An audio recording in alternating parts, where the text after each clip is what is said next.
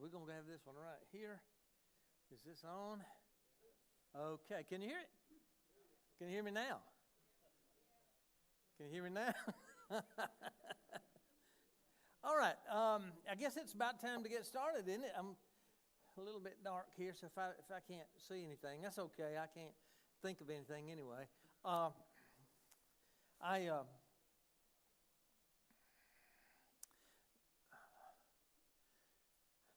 First indication I had that Katie was going to be trouble, of course, was I told you about she didn't want to cross water. She just put her foot up like that, and then she'd just step sideways. Katie's my horse, those of you who are new. My wife's name is Kay, not to be confused. Because Fred asked me something this morning about Katie, and he said, "What would you do if somebody were trying to steal Katie?" And I said, "I would say, go on and take her. She's too hard to handle anyway." And then it dawned on me, not to be confused with my wife Katie now. And I had to clarify that. So my horse Katie wouldn't cross water to start with, and I finally got her across water by walking through mud in front of her and leading her through it. And she figured if I didn't fall through, she wasn't going to fall through. And that should have been a good indication that she was probably going to be a challenge. And I tell you, she was 30 or 40 stories of challenges for me. And like, for instance, when I took her home for the first time, I had been keeping her in a little pasture. It was just right across the peach orchard from where I lived, and she was staying over there with a couple of other horses. And so I had her in my trailer, and I had her tied in the trailer. You know how now, people that have horses have to know how to tie knots. If you tie the wrong kind of knot and the horse pulls back, that knot's going to be, you're going to have to cut it because they tighten that thing up. Well, I knew how to tie the right kind of one, so I had her in a halter, and I had her up in my trailer, and she was in my yard, and I was just going inside to get a drink of water. So all I was going to do, just as innocent as it can be, just go inside and get a drink of water. And she was tied in the trailer where she wouldn't move around too much. I later learned you don't tie her in the trailer because that spooks her and scares her. Well, when I come back outside after getting my drink of water, I saw Katie running across the peach orchard wide open. She'd pulled back and broken the lead rope. Well, we were going to Kings Mountain one time. Y'all know where Kings Mountain State Park is? It was a cold day. We got her loaded. We loaded her up and loaded Nikki's mule up, and we headed up there and we're going to ride.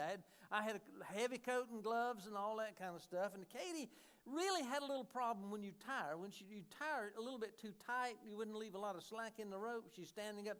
Oh, y'all thinking about these westerns where these cowboys come running in, screeching up to the saloon door, and they'll jump off their horse and they'll take the reins and go whoop whoop, and it just flips over a little thing. That ain't the way you tie Katie. I'm gonna tell you, you'll never find Katie if you tie Katie that way. So I had her tied up to the side of the trailer, and I was putting a saddle on her. And for some reason this day, I thought she was over this, but for some reason this day she decided she was gonna pull back, which means pull her head up and try to back up because she didn't like to be tied like that. Well, she was doing fine. I had her saddle on her, and I had it cinched up, and everything was fine.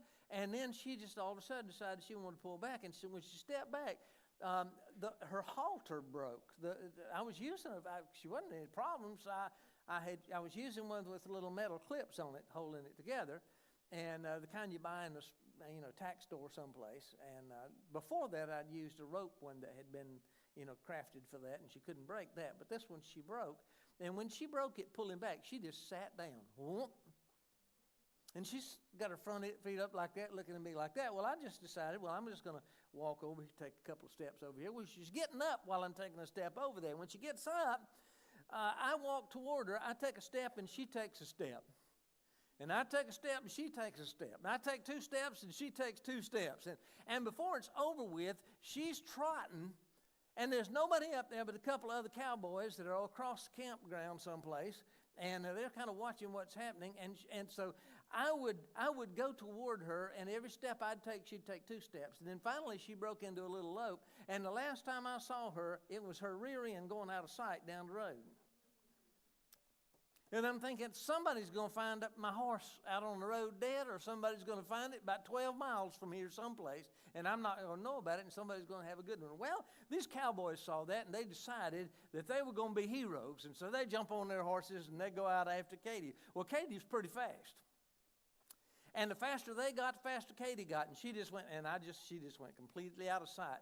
And here I am walking up the road, fussing because I'm not going to get to ride, and I don't know where my horse is, and all that kind of stuff. And then Nikki's laughing at me a little bit, and he's got his mule. So we walk up. I said, I'm just going to start walking. That's all I can do is start walking. And I walked, and I walked, and I walked, and walked. And finally, I saw these 2 cowboys coming back, and they're leading Katie with them. And I thought, well, man, their horses caught up with Katie. No, they didn't. Katie got caught in a thicket someplace, and they found Katie all tied up and tangled up in a thicket, and finally got Katie and brought her back to me. Well, my bridle was broken by that time. I had no way to put a bit in her mouth or anything like that. But she was such a good horse that I was able to ride her with a extra halter we had, and she would just give to the pressure, and she'd go about anywhere we wanted to go. So lesson learned. You be careful tying up Katie wherever you go. Some girls decided they wanted to go riding one day, and one of them had a horse and the other one didn't, and so one of them called me and said, can we borrow Katie? And I forgot to tell them about Katie pulling back. Later on, they said, why didn't you tell us Katie would pull back against pressure on her back? I said, why? Did she pull back? I said, yeah, she pulled the whole post out of the ground at the barn where I'm keeping her. So you learn a lot of lessons in life by fooling with horses. They say that the best thing for the inside of a man is the outside of a horse, and I've always thought that's a cool thing. I've always loved them, always spent time with them, but they are not the cheapest thing to feed or to keep. And so if you're looking for a simple pet to keep, avoid horses at all costs, because they're very, very expensive, and they will try your patience. It will get to the point that as a Christian, you'll stop riding a horse because you will recall words that you knew one time in your life before. Thank you for coming tonight. This is Through the Bible in 1 year.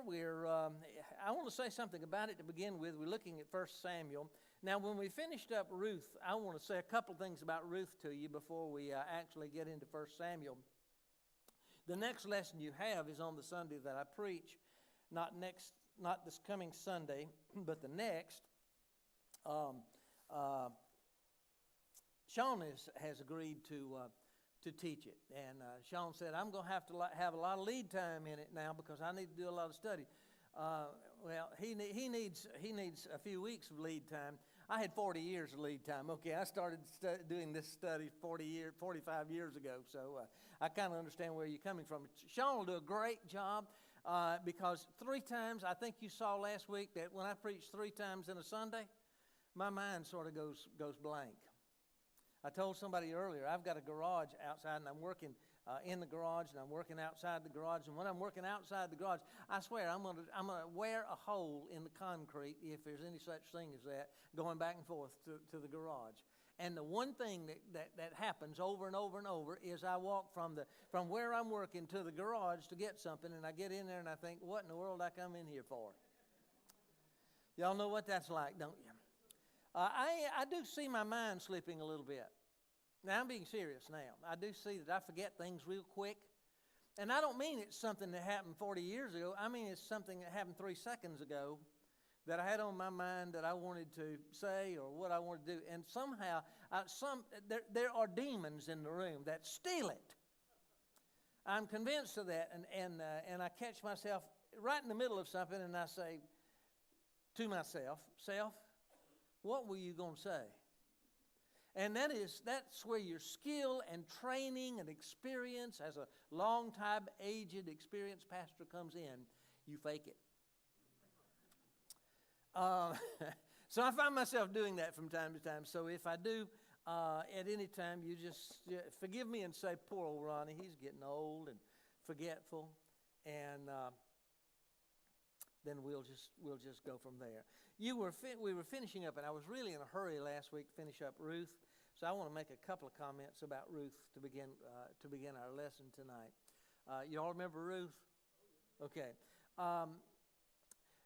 There is something that we refer to as types in the Scripture. Something or someone illustrates a truth somewhere else in the Scripture, or a truth from God. And you have a number of characters in the book of Ruth that illustrate something else.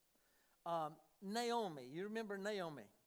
Naomi is a type or symbol of what it means to backslide. She was in the house of plenty, which is Bethlehem. She was led by her husband down into Moab, and Moab is a type of the world. And so it's a type of an illustration of what a believer is when they are always wanting to go back where they came from. And that's a plague we have in our lives, and sometimes we think it was better then than it is now. You remember the story of Moses and the Israelite and all that through there. But Naomi is a type of a backslider. Orpah. Orpah was one of the two daughter-in-laws, and she was a person who chooses the world over Christ. She said, I'm going back to Moab and live. And we don't hear any more about her. She goes back and she stays there. But Ruth, who, now, by the way, Orpah decided she was going to go follow Naomi to her land, but then she changed her mind when her mother-in-law said, you go back where you came from. And I think there's a very logical reason for that. The laws of protection and provision, the husband provided for the wife, and these women were pretty well defenseless and helpless without husbands. So Naomi was concerned for both of them and said, well, we can go from here someplace else. But when she decided to go to Bethlehem, only Ruth decided to go with her and follow through with it. And so Naomi said, both of you go back and find husbands. But Ruth said, no, I'm going to follow you. And Ruth is a picture of a person who prefers Christ to everything else. And Boaz, the husband of Ruth later, is a type of Christ, the kinsman redeemer. And so you have all kinds of things about Boaz. Boaz was a wealthy man. He was a gracious man. He was a man of authority. He was a man who supplied others' needs. He told them to leave some sheaves in the field for Ruth to pick up. He was a kinsman. He was related to her.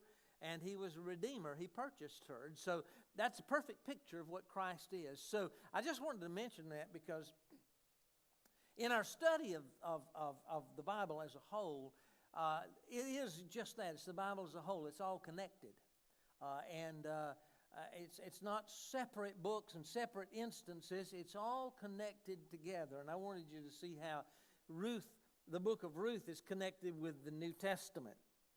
Now we look at the book of 1 Samuel. Now it gets a little more interesting when you get into Joshua and Judges and Ruth and 1st and 2nd Samuel and on into Kings and Chronicles, because you get into personal stories. And the personal stories of the nation, the personal stories of characters like Saul and David and a lot of other characters, and it becomes a little bit more interesting. It's not just a mention of names like you have in Matthew and in Chronicles, where it talks about different kinds of relationships and families and things of that nature, but it's about people. So it begins with people. I guess the central theme of the book of 1 Samuel would be about the people always choosing to have a king, or wanting a king. They said other nations have kings, we need a king. They didn't take into consideration other kingdoms had pretty wicked kings. They weren't saying we want the whole ball of wax. We just want somebody like the other nations who we can look to and be our leader. We don't want to be led by necessarily just God. Moving from a theocracy to a monarchy, I guess you would call it. But you begin 1 Samuel with a very familiar story. Now, chapter 1 is about Hannah and her husband Elkanah, and her desire to have a child, and the child coming into the world. Now, anybody know who the child was? Samuel, yeah. And people say that believe that Samuel wrote most of the book of 1 Samuel. If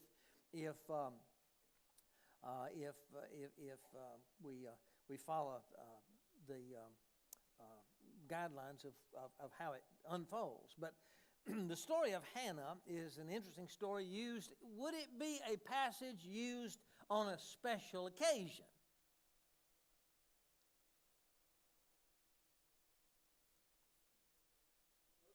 Mother's Day. That's exactly what I was looking for. I was looking for Mother's Day because this and Proverbs 31 probably are the two most familiar Mother's Day passages. And so this is the story of a woman who was making an annual pilgrimage with her husband. And when she gets to Shiloh, the priest observes her grief. He doesn't think it's grief to begin with. He thinks it's drunkenness, really. And he basically comes out and says, you ought to be ashamed of yourself coming in here. And she says, I'm weeping because I don't have a child. This has a plot. This is a soap opera. You have the husband, you have the wife, you have the other wife, and one has children, which is a sign of duty and responsibility and being true to God and true to the husband, and you're rewarded for having children. Children were a reward for righteousness and all that. And the other one didn't have any children, and so the one that had the children always throwing it in her face, and it made her miserable. So she became so heartbroken over it. After a number of trips to the place of worship, you have her praying and asking for a child to be born, and the child is born. Eli comes into focus, and not so much for Eli, but for his children. Eli's family. It's chapter 2. It says, Eli's sons were wicked men that did not respect the Lord. So Samuel is born. Eli says your prayer, your request has been granted, and Eli ultimately assumes the responsibility of helping Samuel in his developmental years. These people who, in these times, viewed childbirth, they viewed it as a status or favor coming from God out of God's blessing. And so here is the woman who doesn't have children, the woman who has children, making fun of her and claiming to be the best wife and the most faithful one. It makes the woman miserable, Hannah miserable, and she comes and prays. So she had two choices. She could either fight or she could pray. And so she prays so intently and is so broken over it that Eli notices it and thinks she's intoxicated, or maybe something else is going on. And he mistakenly accused her, and she says, I'm brokenhearted because I don't have a child. And Eli came up with an impression from God that she's going to have a child. And so she did, and the child's name is Samuel. So we begin the book of Samuel with the miraculous birth. How many people can we name in the Old Testament that the parents weren't supposed to have children, and the children finally came, and when the children finally came, they turned out to be great servants of God? Abraham and Sarah. Of course, Samuel, Hannah. There may be others, but those are the two prominent ones. You have another one, Ralph? Well, yeah, New Testament, John the Baptist, yeah. So you have here the answered prayer and the child Samuel coming in. Samuel's call. I used to tell my children the story of Samuel at bedtime about how Samuel was called of God. Eli was making charge of him. Of course, now what Hannah did was Hannah brought the child back to Eli when he came of age and said, okay, I'm going to keep my vow. I'm going to give this child to you for you to give spiritual guidance to, because she understood that this was an answer to prayer and there was a reason, a spiritual reason for it. And so one night Samuel is asleep and he wakes up and he hears the voice of God calling to him, Samuel, and he goes to Eli and he says, "What do you want, Eli?" Wouldn't say it quite like that. But Eli said, "Well, I know I didn't call you." He goes back to sleep again, and then he hears the voice of God again, "Samuel." And he gets up. Of course, now, if you want to get the true picture of it, I've got to speak in a British accent in order for you to really hear the voice of God as it's supposed to be, according to the movies. But Samuel, and he gets up again, and he goes to his mentor, and he says, "Did you call again?" "No, I didn't call." But Eli sensed that something was going on. He said, "This time, if you hear that voice again, say, 'Here am I.'" And he did. And Samuel was called and shown at an early age that he was very special to the purpose of God. You see, the time had come in chapter 3 for God to personally call and connect Samuel to his purpose. Samuel, when you read the book and you read your textbook, you find out that Samuel was instrumental in anointing kings. He was instrumental in leading the people as a prophet. He was the first. He was the last of the judges, the first of the prophets. And, of course, when you get through his birth and childhood, you find his early ministry is in chapters 4 and following, after the death of Eli, and with the Ark of the Covenant that had been captured and was sometime to be released. This is the story, 1 Samuel is the story of the United Kingdoms. 3 kings are prominent in Israel's history, and there are many others, but the 3 are, of course, who? Saul, David, and Solomon.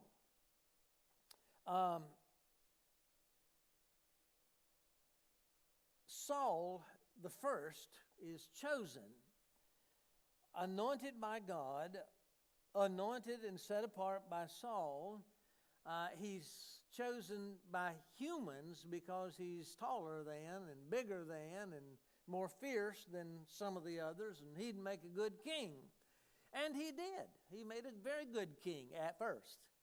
As time went on, he began to believe his press reports. He began to become insanely jealous when he found out that David might be his successor, especially after God had told him that his kingdom was ended. And it's this very interesting story of Saul. When the end of his kingdom came, God said to him, literally, "I've ended your kingdom right now." And he let him go on a little while. But he began working in David's life to bring David in.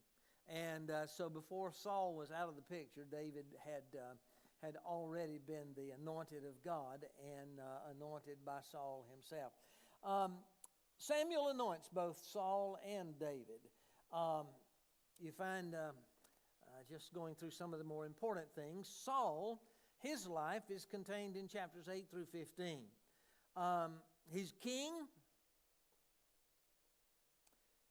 He experiences some early victories. He sort of solidifies the kingdom a little bit, does a few things, but not to the point of being able to do so like David did. But Saul's life is found in chapters like 8 through 15. And what was the great sin of Saul? Who remembers?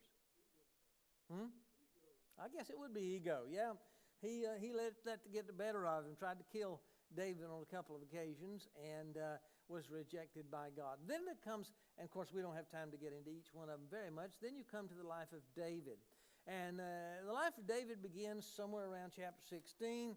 We tell these stories. There are a lot of stories about different things that happens. The ark being in Mizpah, people being stirred, and they said, chapter 7, we sinned against the Lord. And Samuel judges these people here. chapter 8, the people demand the king, and then Saul is anointed king. But when you get over to about chapter 16, you have the rise of Jonathan. Jonathan becomes a friend of David. And the story of David and Goliath, that is where? 17, that's 17? Yeah, okay. I remember when I was first contacted to take a full-time position as a minister of youth in church in Anderson, Varennes Heights Baptist Church. The pastor invited me to come and speak to the children. The children were getting ready to go skating.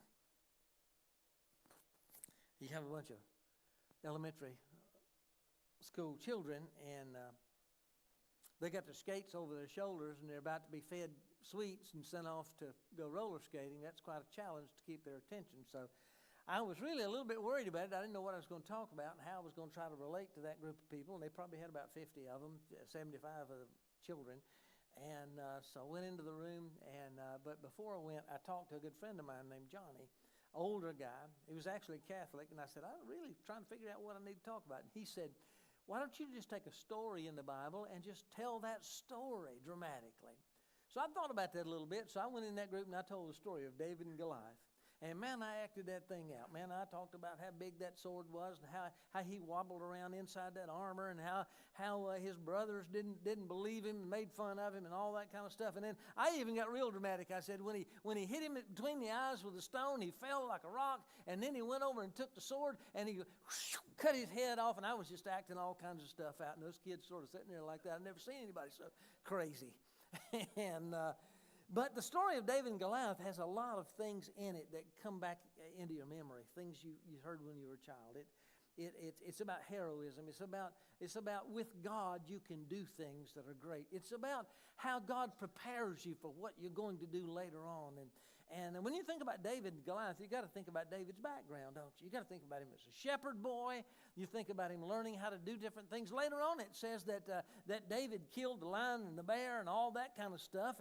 And he said, well, I'll tell you what, I might be facing a giant, but I've already faced some pretty serious issues. And you know, I've always wondered about bears because I've been to the Holy Land a number of times. I've never seen a bear over there, but there was something going on there. And this was, I guess, southern Israel, borderline Africa, and there were probably things there. But lions and bears for a little boy, this isn't the Wizard of Oz, folks. This is real life. This is David, and David faced these things, protecting his sheep. What better leader for the people of God than a shepherd? Well, this is a second shepherd, isn't it? Who was the first shepherd God chose? Moses was the first shepherd God chose, and now you have another shepherd, and he rises to fame. And you can just see the envy on his brother in his brother's eyes when he comes to give him cornbread and butter beans, and that the father's prepared. And he goes into camp and say, "What are you doing here, Squirt?" And they're all shaking in their boots. And he just sort of observes and watches, and he sees this guy come out, and he's huge. And the guy challenges him and says, "Who you going to get to come and fight me?" And there was nobody found. Saul was back someplace behind the front lines and letting everybody else fight the battle, because this guy, he was no match for this guy, even though Saul was a head taller than anybody else. And well, here's the impulsiveness of a young man. David just walks out and said, "I'll do it." And everybody sort of broke out just like you, sort of in a little chuckle. And so David knew something. What had David been doing in his spare time when he's shepherding these sheep? He's been doing target practice. You know, have you ever seen any of these guys do that? They can sling that thing so fast at such a velocity and so accurately. And he was very, very skilled early in his life because he had the time to prepare himself for something greater. He was probably just playing. I remember when I got my first gun, it was a pellet rifle. And you could pump it. It was one of those old pump things. You know, I'd pump that thing up, pump that thing up, pump that thing up. And I would sit on the porch, and I would look at the clothesline where my mama hung the clothes, and there'd be little things on them called clothespins. Y'all remember those? My mama wondered where all the clothespins went. But I was shooting at the clothespins. But you know what? I became a master marksman that served me all my life.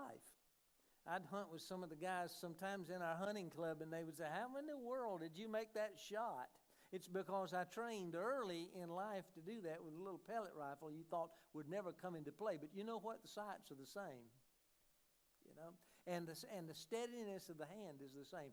David learned how to do this, and he knew that two things. One, he would be accurate enough to do this thing. And two, he learned he wouldn't have to get too close to this guy in order to do what he's going to do. So he still had a little room to get out of Dodge if he had to get out of Dodge. But somebody in the sermons, people would preach on David and Goliath and said he went down and he got 5 smooth stones. Why? Because Goliath had 4 brothers. And he's going to take on the whole family if he needed to do it. I don't know if that's true or not. But I know that he didn't need but one, did he? Well, it's quite a story of heroism. It's a story of inspiration for us. And it's a story that tells us of the character and what little David is built of and made out of. And it would serve him well throughout his life. He was a person tender-hearted because he had worked with the sheep. And who knows how many times he went after a lost sheep. How many times he struggled to try to find water someplace for those sheep. How he led them different places, and he had that one sheep that was always trouble. You know, in any crowd of people, there's always that one person that's just sort of always out on the edge. If you got 5 people in your family, one of them's that person. One of them's on the edge. It's usually the middle child. I don't know. That's sort of the way it seems to go sometimes. But David's a shepherd. David is a servant. He learns how to serve Saul. He learns how to serve humbly under him. He learns how also to suffer. He's exiled. He's hated for no reason. You get on over into 2 Samuel. We find times when he has great victories and times when he experiences real problems as a result of that. He has this personal sin with Bathsheba and Absalom and all kinds of things come in that. But when you look at the lives of David and Saul, they're a contrast. Saul sins and he becomes angrier. He becomes more vindictive, more compulsive. You say, well, he just had a personality disorder. I want to tell you about personality disorders. There are real personality disorders, and people need therapy and need help. There are things that we call personality disorders. It's just plain character flaws, character problems. And if you've ever some of you have been in the military, you know full well that if you have a company of people that you're over, you're going to have a few in there that just have some character problems. It's not just it's not personality flaws, but it's character problems that didn't learn discipline along the way. Saul never had to learn discipline a whole lot, but David did. And David had a lot of time to do it, and he was observing what Saul was doing. I suppose David probably thought a lot of times, I told you about the file as being a pastor for about 50 years. Bobby, did you ever have a file like this? I'm just joking, but I have a file that's titled, Don't Do That Again. We all sort of get those things, and David was watching Saul, and I'm sure he was marking in his mind things that he needed to include in his leadership if he's going to become king that Saul had as personal flaws. He was working on those things. And I think David had a heart after God. He's called a man after God's own heart. And I think he was always sincere, wanting to serve God, even when he fell into pretty deep sin. As a matter of fact, David's indication of his relationship with God is what happened to him when he did fall into sin later on. And that is that he just couldn't get beyond it. It just stuck with him. And it just bothered him to no end. And he spent a whole year trying to run from it. But early in his life, David becomes a hero of the faith. He was serving in Saul's court. He soothed Saul. You can see David, there are all kind of caricatures in your mind of David strumming a harp or playing an instrument of some sort to soothe the savage beast in the heart of Saul. And Saul would call for him when he would become troubled. He had emotional problems, all bordering, you would say, mental issues, paranoia. After David received notoriety, you remember what happened after David killed Goliath? What was the word that came back? David's killed his 10,000s. And Saul later on comes back and says, yeah, those women singing that song, I'm going to put an end to that. And he tried to kill David on a couple of occasions. And David was always loyal to him. As a matter of fact, a little bit later on, you find David finding Saul in the cave and going in while Saul is in the cave, slipping in, cutting a piece off his garment, going back to the top of another hill. And when Saul comes out of the cave, he yells at him from a distance. And Saul recognizes it's David. And David said, hey, I got the hem of your garment. I could have slit your throat just as easy. And Saul repented. Although Saul went a little bit mad later on in his life and never quite got over his jealousy and envy of another leader. Have you ever thought about during the conflict between David and Goliath that Jesse is totally unaware of what's going on with his youngest son? He's back home. He doesn't have a clue what's happened. And I'm sure his brother's not going to come back, hey, you know what our little brother did? No, they're going to come back and say, we're going to try to figure out a way to get rid of him. Envy and jealousy and ego can drive you to do some tough things. But David had a very different kind of training. He was trained as a shepherd boy. He was trained like Moses. He was trained as a person who's fearless because he had faced some things alone in the desert. Just a word about raising children. Children need to face some things alone.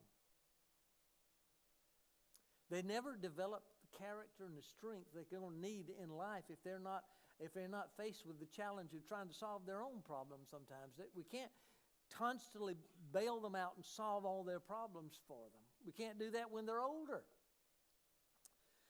But God uses the struggles that they have to bring maturity and preparation for ministry a little bit later on, or for life a little bit later on. Well, you peruse on through the book of 1 Samuel, and you find David learning to be very successful. You have a marriage to Saul's daughter, Michal, and it says she loved him. And when it was reported to Saul, Saul said, oh, okay, this is a good time for us to use a little strategy here. And he said, I'll give her to him. And Saul thought, she'll trap him.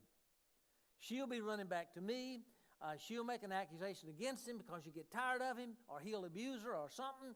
And then I'll have him, and I'll have him killed for mistreating my daughter or for something that he confides in her with. But David married her. Saul wanted David dead, and he was willing to use other people to ensure that happens. But the plan became public, and David sort of got out of Dodge. And so this shows us, this story in chapter 18 shows us the danger of fear and jealousy and anger and deceit and hypocrisy and narcissism. And it destroyed the entire kingdom. It destroyed a king's entire reign. David is delivered miraculously from Saul. You get over about chapter 20, 21. David is fleeing from Saul. Saul is in chapter 22, sort of going crazy. He's paranoid. He thinks his time is over. And what he's thinking probably is, David's going to have me killed, or he's going to slip in sometime and he's going to kill me. So he's trying to protect himself and keep himself in a prominent position. What would have been Saul's other options? What could Saul have done, finding himself declining in popular opinion, and a young upstart coming up in popular opinion, and he sees where he is, he's in a predicament. He's not going to be reelected next time. He's not going to win the next election cycle. And so I got to do something about the one coming along. And they had the power to do it.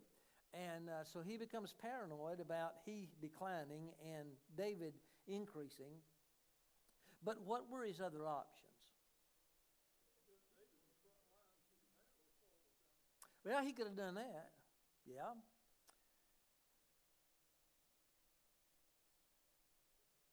There's a real important option he could have taken.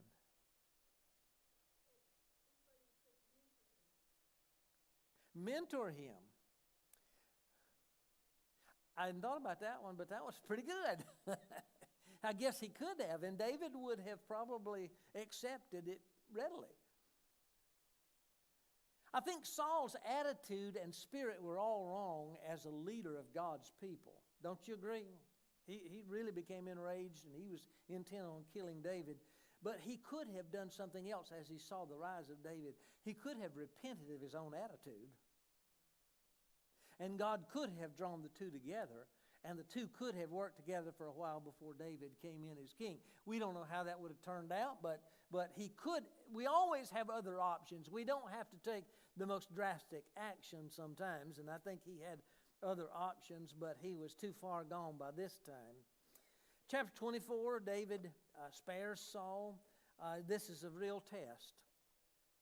It's a test of David's heart, test of his ambition.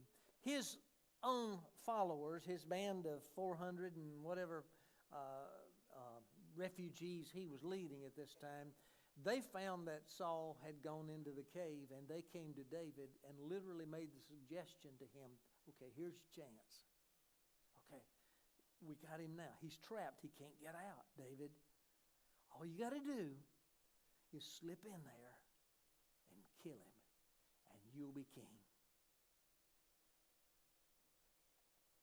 I told you about the man when I was early in ministry, and our pastor, I was in that youth position in Anderson. Our pastor left, and I had been preaching a lot during that time, and so the leaders asked if I would do interim, and I did stay for a while, but it wasn't a couple of weeks after I accepted that and started preaching every Sunday on every service that one of the influential men in the church called me to his house, and I sat down with him, and he said, I'll tell you what, Ronnie, we'd love to have you as our pastor, but you're going to have to give me the go-ahead. If you'll give me the go-ahead, we'll do that. Same thing with David. You're put to tests sometimes, and when you're put to a test like that, how you come out is going to determine your next assignment. Okay? God had big things for David to do. David was going to be a great leader of Israel, remembered through generations, but David here was making his choice as to whether he was going to comply and be that great leader. And the first test that came, the big test that came, you can get it the wrong way. And David said, no, not going to do it. Not going to go in and kill Saul. I'm just going to give him a warning and tell him I could have done it, but I didn't. And so it might cause Saul to respect me. And he did for a little while. Chapter 25, you come to the death of Samuel. Now, there are a lot of things that happened in Samuel's life. You'll read in other books, and I'm not going to deal with them here. But it says in chapter 5, Samuel died. Well, we ended a book not long ago, Moses is dead. We ended another book, Joshua's dead. Now we're ending a book with Samuel's dead. And all Israel assembled to mourn for him. He had gained a great deal of respect as the prophet, first of the prophets, last of the judges, and as he leads them as a judge, he decides matters, he brings issues to their attention, he wields authority with the people. As a matter of fact, he even rebukes kings. So he's as powerful, if not more powerful, in the eyes of the people and God as the king was. And as a matter of fact, Saul, you remember the story of Saul? I don't remember if that's first or second, but Samuel. But Saul decided to offer a sacrifice before a battle. And they waited and waited and waited and waited for Saul to come, and for Samuel to come, and Samuel delayed. There are lessons in that we need to talk about tonight, and one is, what do you do with delay in your life? When you're praying for something, when you're anticipating that you're going to be able to do something great for God, and yet it isn't time yet, and God puts you in, what do you do with the waiting? And so you have that waiting that comes into a person's life, and so Samuel dies, and now David comes to prominence. Saul's still living. When Saul finally dies, David becomes the king. But it says that Nabal the prophet in chapter 25 asked, "Who is David? Who is Jesse's son?" And people had been swearing allegiance to him. So it's an interesting chapter, ending the book with the last few of these chapters. Here's an interesting one. Chapter 25, verse 23. Abigail saw David. She quickly got off a donkey and knelt down with her face to the ground, paid homage to David. She knelt at his feet and said, "The guilt is mine, my Lord. Please let your servant speak to you directly. Listen to the words of your servant. My Lord should pay no attention to this worthless fool, Nabal, for he lives up to his name. His name means stupid. And stupidity is all he knows." I guess I could be accused of that many times in my life, as could you. But here's a person, how would you like, they'd probably end up being a song about it, if you were named stupid. You'd be like Johnny Cash trying to find that mama that named you stupid, but she said this person's got a character. It's a bad character. So you weigh the balance in 1 Samuel of good character, bad character, good leadership, bad leadership. People who follow God, people who are threatened by others. And so there are character tests everywhere in this. So I want you to just, as you're reading 2 Samuel, watch for the character test. Watch how many things come into play that ensure or that indicate what you're going to become. And when David was offered the opportunity to kill Saul, his character rose to the top and he became a stronger character. He said, "No, I'm not going to do that. That's not how I'm going to become the leader." The king in waiting. If you want to write anything down, I'm saying tonight, this would be it. The king in waiting. Y'all know what I mean. The king in waiting has to wait. That's what it means. In medieval times, that's what we know most recently about kings, other than some of the monarchies that still exist in the world. But if you became king, your insurance policy all automatically went up. Your premium went up because you were high risk now. Because there were brothers and sisters and aunts and uncles and cousins and others in line who were wanting to bump you off all the time. And so to be a medieval king was a pretty dangerous thing. Read Shakespeare sometime and find out about King Lear and the different kings that were there, and you find that jealousy and ambition for a throne meant, even if it's your father, kill him. So you didn't have a long guarantee of long life during that time. There are two times. Y'all know what the mercy rule is? In a baseball game, run rule.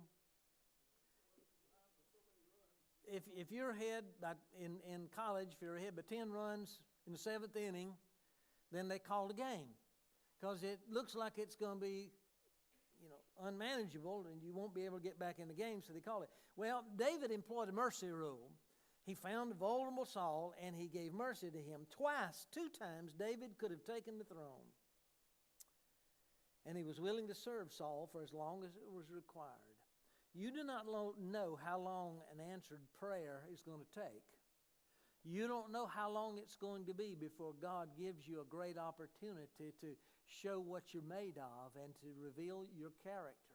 You just let God keep building your character and keep moving along, and you will become like David. Not the same role or responsibility, but the character is going to have to be there before you move any further with it. Saul made a big mistake with witchcraft, didn't he? Chapter 28. Came to a crossroads. And he consults a medium, which was a no-no for them. They'd been taught not to do that. He had decided to kill one of his own. He had decided that now he was going mad and he was going to reject God, and he decided that he was going to cross a line. And we've got to ask ourselves the question sometimes, what are we willing to replace God with? God stops answering Saul. Everything sort of becomes silent. And Saul just turns everything inward.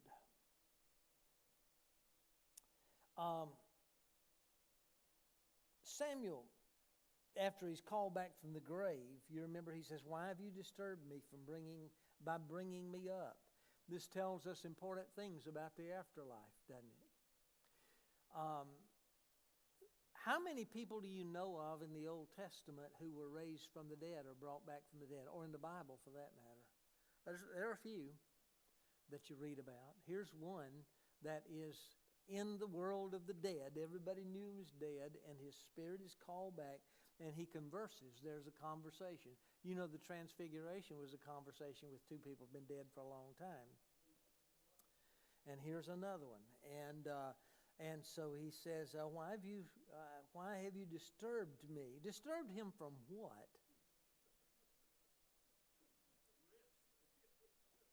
Don't know what's going on, do you? We're not privy to that information. But Saul said, "I'm in serious trouble. The Philistines are fighting against me, and God has turned away from me." Yes, you are in serious trouble, Bubba. Sometimes God turns us over to our own devices. Sometimes He turns us over to enemies to get our attention, but it was really past the point of no return for Saul, and Saul knew it. These people are attacking me, and God's turned away from me, so I'm in pretty deep trouble. Samuel answers, "Since the Lord has turned away from you and has become your enemy, why are you asking me?" Oh, you know something I thought about as Jonathan was preaching this morning when he talked about the cross and the people on the cross and all of that, and the people he mentioned some people that from other places in the Old Testament. What I thought about was, Moses and Elijah and those guys had been talking to Jesus for a long time already. Jesus came to the earth, and they'd talked to him plenty of times in heaven, and they sort of watched what happened when he came to the earth, just like all the angels watched what happened with Jesus. So there are two worlds going on right now. There's the world we see and what we're in, and there's this invisible world that is just as real. And it was a world that Samuel was in, and it had been in for a short period of time. It was the place of the dead. I think it changed when Jesus was resurrected from the dead, but this, according to the Old Testament, was a place of the dead, and this was pretty common knowledge. The afterlife was something that somebody could pull someone up if they had enough powers. This is demon activity, evidently. And so Samuel says, "You did not obey the Lord and did not carry out His burning anger against Amalek, which He'd been commanded to destroy. Therefore the Lord has done this to you today. The Lord will hand Israel over to the Philistines along with you. Tomorrow," how'd you like to get this message? Tomorrow, "you and your sons will be with me." Samuel speaking. You're coming. "The Lord will hand Israel's army over to the Philistines." And it says, immediately Saul fell on the ground and was terrified by Samuel's words, and was also weak because he had not eaten anything. The woman came to Saul, and she saw he was terrified, and said to him, "Look, your servant has obeyed you. I took my life in my hands and did what you told me to do. Now please listen to your servant. Let me set some food in front of you," and so forth. But Saul had rejected that. It seems as if, as you're traveling through this book, that David is going to be the heir apparent to the Philistine Empire. The Philistines sort of take a liking to David even after David had killed their hero Goliath. Things had changed when David was an outcast in Israel. And so the people sort of took a liking to David, and it looked like David might have an opportunity to become the king of the Philistine people. But as fate may have it, or as the will of God may have it, the Philistines rejected David for some reason or another, and David now is open to going back and becoming king. God has to work out details sometimes before we can find a great place of service. David is really willing to leave his nation and even to fight against them. If he's going to become Philistine king, he has to turn his back on everybody he knew in Israel. Now, he was willing to do that, but the Philistines didn't allow it to happen. And I think that was God's will and brought David to the point he could surrender to the total will of God. God caused rejection by the Philistines as the first step of David's restoration to Israel. You end the chapter with the defeat of the Amalekites that Saul wouldn't take into his hands, and David leads that charge, and you end it with the death of Saul and his sons. So you've traversed through the entire, although we haven't dealt with all the details, the entire life of Saul and his sons. The Philistines fought against Israel, and Israel's men fled from them and were killed in Mount Gilboa. The Philistines pursued Saul and his sons and killed his sons, Jonathan, the friend of David, Abinadab, and Malchishua. When the battle intensified against Saul, the archers found him and severely wounded him. And Saul cried out to his servant, "Take the sword and kill me." The servant wouldn't do it, so Saul fell on his own sword and died in disgrace. But as disgraceful as his decisions, life, and his paranoia might have been, the people still respected him, for they went and recovered his body and brought it back to the land of Israel out of disgrace there. And it says, when the residents of Jabesh Gilead heard what the Philistines had done to Saul, all the brave men set out and journeyed all night and retrieved the body of Saul and the bodies of his sons from the wall of Bethshan. When they arrived at Jabesh, they burned the bodies there. Afterward, they took their bones and buried them under the tamarisk tree in Jabesh and fasted 7 days. Well, when you open 2 Samuel, you're going to find that Saul is dead, and now they're mourning the death of Saul for a period of time, and this opens the door for David, the great king, to become. So what do you conclude about Saul? That power, absolute power corrupts absolutely.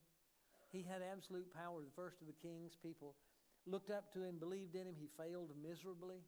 Failed out of, I don't know whether it's cowardice or what, but David fought that battle, and David won that battle with Goliath, and then he became jealous of David, and his ego took over, and his paranoia took over, and it drove him mad. And he failed God and was much worse off for his service as king than he was before he became king.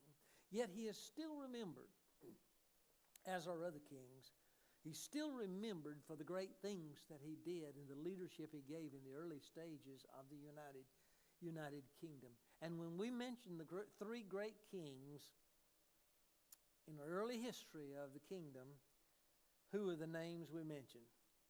Saul, David, and Solomon. There are questions that come to mind, like, was Saul a believer, or did he turn away from God, and was he lost forever? I think those are just conjectures, and we don't know. We just have to trust God with people. He had his opportunities. God blessed him for a period of time. The Spirit of God came down upon him for a period of time. Then when he began to be continually rebellious against God, he began to go into a decline, and he ended up on a bad note. Gives us some inspiration not to end up on a bad note. The older we get, the closer to God we need to move. And we need to be careful to guard our testimony and guard our life as we progress through our life, even more than we did when we were a young Christian or young believer. How many people have you come across in your life that said, "Oh, I used to be a Christian. Oh, I used to go to church," and they will say all kind of things like Christian or church or all that. They sort of make them interchangeable they aren't. But what it tells you is that people do fall away. People lose their zeal. People lose their desire. Things happen in life to derail our spiritual life. And we have to be careful in trying times not to let it derail our spiritual life, but to put our face toward. You see, Saul had opportunities, but Saul just let his jealousy and his rage control him until it destroyed him. I'll leave you with this one lesson. People are going to offend you in your life. As a Christian, people are going to offend you somewhere along the way. You need to remember that Saul was offended and he let it control his mind, and it hurt Saul and didn't hurt the others. Saul actually came to the point he hated David. But what happened was the hatred ate Saul's life up is what it did. It didn't do anything to David. So be careful with how you become angry or jealous or resentful towards something somebody said or something somebody did to you. And always, like I said last week, remember the cross and what Jesus endured. And if he could endure that, maybe we ought to be able to endure the little insults that come along our way in our life and go on through them and push through them. 1 Samuel, interesting story. A lot of things you knew already. Next time, you can do 2 Samuel, and Sean's going to lead you, I think, in 2 Samuel. And that'll give me a little bit of break. I'll be here, but it'll give me a little bit of break for this preaching that day. Okay, just a word about the study. Okay, we will not meet next week because next week's Easter. Not meet on Mother's Day because that's Mother's Day. And so just keep those in mind. And whenever we're not going to meet for some unusual reason, you'll get a calling post. Look at it. If it's Oklahoma City calling, comes up on your ID, that is calling post, and it's coming from us.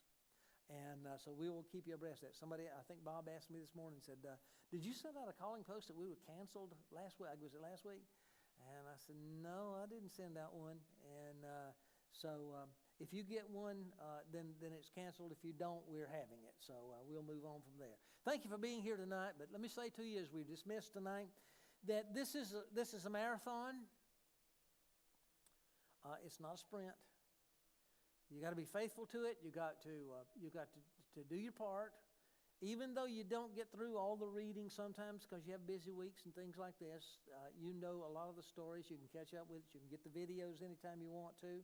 I have a printout of what you need to do that. But if you go to bsfbc.org, you can go to videos and live, and then through the Bible in 1 year, and it'll come up. You can sort of navigate through it and get it. So if you miss one, you can go back and get it. I try to stay right here where I'm still on the screen because I found out that if I walk over there, I disappear and I'm just over there talking, and people don't get that. But thank you for your being here. Thank you for your patience in working through this, and for your commitment to it. I don't think you'll regret it. All right. There is a funeral this week. Tuesday at 1:30 at Eggers, Miss Eileen Brown. I don't know if some of you know her, some of you didn't know her, but she passed away, and that's when the funeral will be on Tuesday. Sonia Johnson passed away, but they're not going to do anything right now. It's going to be a service a little bit later on, so that's where we are with that. All right, let's bow together. Father, tonight we thank you that we can come together. We know this is a little intense, but it's also very familiar to people. All the stories we talked about tonight are familiar to people. And Lord, we can't add new detail to things that happened there, but we can sort of try to organize it a little bit and make a comment or two about things that happened, the important things in it. But Lord, there's so much contained in this and 2 Samuel and then into the Kings and then we get into prophets and and there's so much there that reflects back on this time. We've gone from the creation of man all the way through the fall of civilization and all the way through the Exodus and going into a land and wandering and all the things that are there. Now we've come to the point of a kingdom, a united kingdom, all the tribes being together under David and Saul and Solomon. And Lord, we're on the verge of seeing the kingdom sort of split up because there's a danger to any nation after a few hundred years. So, Father, I pray that you just be with us as we go our various places. Thank you, Lord, that people come tonight and they consider this to be an important part of their life, and bless them for it in Christ's name. Amen. Thank you for coming tonight. Hope you be careful going home, and I heard something.